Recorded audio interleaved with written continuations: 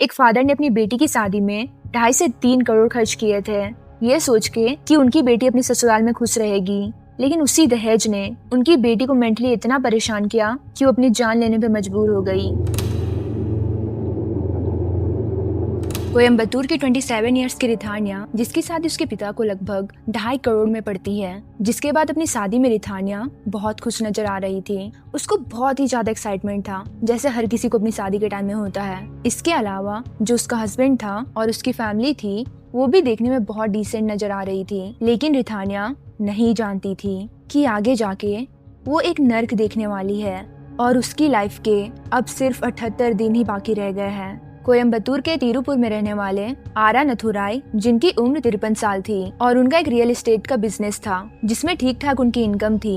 शहर के सबसे अमीर लोगों में से वो भी आते थे। उन्हीं की एक बेटी थी जिसका नाम था रिथानिया। 2025 में रिथानिया की एज 27 साल होने के बाद उसके पिता उसके लिए एक लड़का ढूंढते हैं, जिसके चलते उनको तिरुपुर में ही एक लड़का और उसकी फैमिली मिलती है, जिनसे वो मिलते हैं, बातचीत करते हैं और सब कुछ बहुत अच्छे से होता है। जिसके बाद वो प्लान करते हैं अपनी बेटी की शादी करवाने के लिए उसी लड़के से, और उस लड़के का नाम था कविन कुमार। इसके बाद थोड़ा टाइम बीतता है। 11 अप्रैल को इनकी शादी प्लान होती है, लेकिन एक बहुत डार्क रियलिटी थी शादी की। जब ये शादी होने वाली थी उससे पहले ही कविन कुमार की फैमिली कुछ डिमांड्स रखती है रिथानिया के पेरेंट्स से। उनकी डिमांड थी कि उनको शादी में दहेज के रूप में 4.5 किलो सोना चाहिए और इसके अलावा एक वोल्वो कार जिसकी कीमत लगभग 70 लाख थी। ये बातें होती है और इस बात पे रिथानिया के फादर अप्रूवल भी दे देते हैं, जिसके बाद शादी के टाइम कविन की फैमिली को एक वोल्वो कार भी दी जाती है और इसके अलावा कुछ सोना भी दिया जाता है। 4.5 किलो सोने की डिमांड होती है, जिसमें से थोड़ा सोना दे दिया गया था शादी के दौरान ही। लेकिन रिथानिया के पिता उनको कहते हैं कि वो एक साथ इतना ज्यादा सोना नहीं दे सकते, जिसके चलते थोड़े टाइम में ही वो बाकी का सोना भी दे देंगे, जो कि लगभग 2 से 2.5 किलो बचा हुआ था। एक बार आप लोग 1 किलो सोना का प्राइस चेक करना। अब इन सब में शादी तो हो जाती है। इस शादी पे बहुत ज्यादा खर्चा किया जाता है क्योंकि सिटी के नामी लोग भी शादी पे आए हुए थे। खैर, शादी होने के कुछ दिनों के बाद ही रिथानिया की फैमिली जहाँ रिलैक्स हो गई थी कि उन्होंने अपनी बेटी की शादी करवा दी है, वहीं दूसरी तरफ रिथानिया ने नर्क झेलना शुरू कर दिया था। 11 अप्रैल को ये शादी होती है और 30 अप्रैल को रिथानिया वापस अपने घर पहुंच जाती है, जहां पर रिथानिया अपने पिता को ये बताती है कि उसके जो ससुराल वाले हैं वो उसको बहुत ज्यादा परेशान कर रहे हैं। उसके ससुराल वाले जो है वो मेंटली बहुत परेशान करते हैं, वहीं जो उसका हस्बैंड है वो फिजिकली बहुत ज्यादा परेशान करता है रिथानिया को। रिथानिया ये सब कुछ हैंडल नहीं कर पा रही थी और सिर्फ 20 दिन उसने बहुत मुश्किल से निकाले, जिसके बाद फैमिली उसको थोड़ा टाइम रखती है। लेकिन प्रॉब्लम यहीं से शुरू होती है। जब भी कोई लड़की इस तरह से वापस अपने घर पहुंचती है तो हमेशा उसको बोल दिया जाता है कि तुम्हें एडजस्ट करना चाहिए, फैमिली इसी तरह से चलती है, शादी इसी तरह से आगे बढ़ती है, तो तुम एडजस्ट करो। लेकिन क्यों, हमेशा हम ही क्यों? थोड़ा टाइम रिथानिया अपने पेरेंट्स के साथ रहती है, जिसके बाद जैसे तैसे बातचीत की जाती है, मामला सॉर्ट आउट किया जाता है और वापस रिथानिया को उसके ससुराल भेज दिया जाता है। लेकिन ये सब कुछ फिर से इसी तरह से चलता रहता है। थोड़ा टाइम और बीतता है, मतलब 25 से 30 दिन के बाद रिथानिया को फिर से उसके ससुराल वाले बहुत परेशान करना शुरू कर देते हैं, जिसके चलते रिथानिया फिर से वापस अपने घर पहुंचती है। वापस आते ही रिथानिया के पिता उसे पूछते हैं कि आखिरकार मैटर चल क्या रहा है। रिथानिया उनको फोन पर भी सब कुछ बताती रहती थी, किस तरह का मैटर है। इस तरह से वो उसको परेशान कर रहे हैं और परेशान करने का एक ही कारण था, और ज्यादा दहेज की मांग। असल में जब भी किसी लड़की का बाप लड़के की फैमिली को दहेज देता है तो वो एक तरह से ऑब्लिगेटेड हो जाता है उनको और भी ज्यादा पैसे देने के लिए, क्योंकि जो फैमिली एक बार डिमांड कर सकती है वो बार बार भी डिमांड कर सकती है। और यही गलती रिथानिया के फादर ने कर दी थी। असल में जो कविन की फैमिली थी उनका ये कहना था कि उनके अड़ोस पड़ोस के जो लोग हैं, उनकी जो बहुएं हैं, वो अपने घर से लगभग 100 से 200 करोड़ अपने साथ लेके आई है, और आपने क्या दिया? कुछ भी नहीं। ये तो कुछ भी नहीं था जो आपने शादी में खर्च किया या फिर हमें दहेज में दिया। हमारी डिमांड्स और भी ज्यादा है, और अगर आप ये सब कुछ करेंगे तो आप ही की बेटी खुश रहेगी। लेकिन कहीं न कहीं रिथानिया समझ चुकी थी कि असल में उसको यूज किया जा रहा था। थोड़ा सा टाइम और बीतता है। इसके बाद रिथानिया वापस अपने ससुराल नहीं जाना चाहती थी, लेकिन उसके फादर उसकी सास को बुलाते हैं, उससे माफी मंगवाते हैं और ये अश्योर करते हैं कि इसके बाद आगे ऐसा कुछ भी ना हो। लेकिन वहाँ पर तो रिथानिया के साथ सब कुछ अग्री करती है, हर बात को मानती है। जिनका नाम था चित्रा देवी। लेकिन घर पहुंचते ही ये सब कुछ फिर से वैसा का वैसा ही शुरू हो जाता है। रिथानिया जैसे तैसे अपने पेरेंट्स की बातें सुन रही थी कि वो एडजस्ट करे, जिंदगी इसी तरह से चलती है, सब लोग इसी तरह से एडजस्ट करते हैं। लेकिन जब बहुत हद हो जाती है तो 22 जून को रिथानिया वापस अपने फादर के घर आ जाती है। ये कहती है कि वो थोड़े दिन यहीं पे रहना चाहती है क्योंकि वो मेंटली बहुत ही ज्यादा परेशान है। थोड़े दिन यहाँ पर रह के वापस वो अपने हस्बैंड के पास चली जाएगी। लेकिन असल में शायद इस बार रिथानिया जो वापस घर आई थी वो कुछ अजीब इंटेंशन लेके आई थी।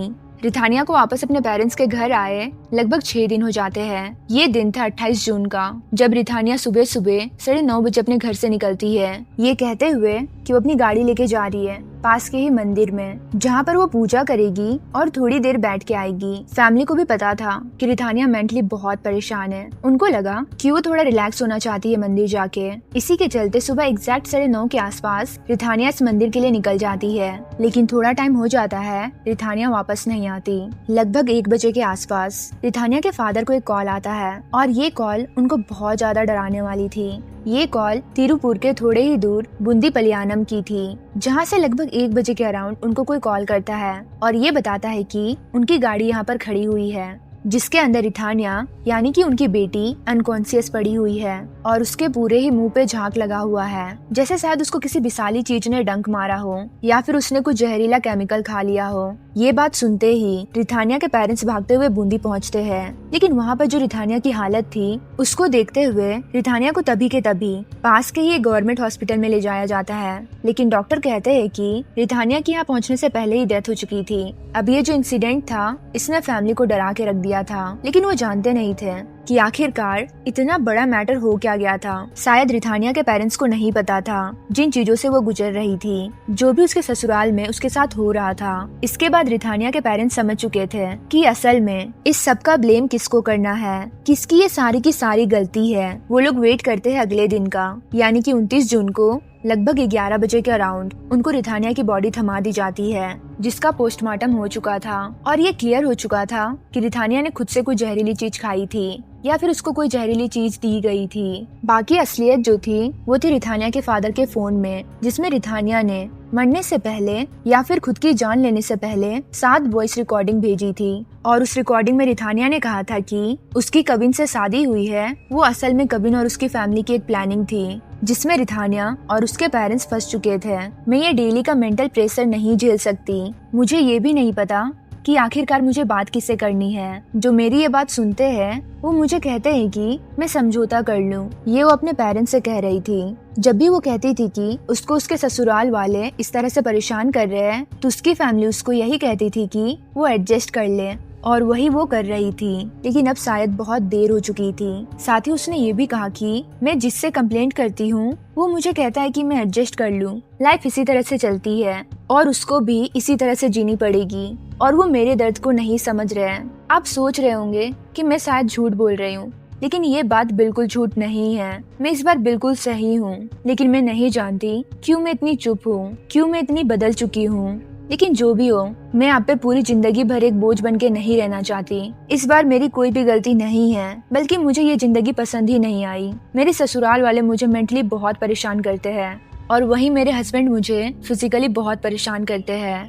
अब मैं इससे ज्यादा नहीं जी पाऊंगी। आप और माँ ही मेरा पहला प्यार थे और मेरी आखिरी होप भी, और मैंने आपको काफी दुख भी दिया। मैं जानती हूँ आप ये खुल के कह नहीं पा रहे, लेकिन मैं ये भी जानती हूँ कि आप मुझे इस तरह से देख भी नहीं पा रहे। मैं आपका दर्द समझ सकती हूँ, मुझे माफ कर देना। सब कुछ खत्म हो चुका है। मुझे वो जिंदगी कभी भी नहीं मिली जो मैं जीना चाहती थी। मैंने बहुत कोशिश की एडजस्ट करने की, जैसा मुझे आपने बताया, लेकिन अब मुझसे एडजस्ट नहीं हो रहा है। मैं ये दुनिया छोड़ के जा रही हूँ।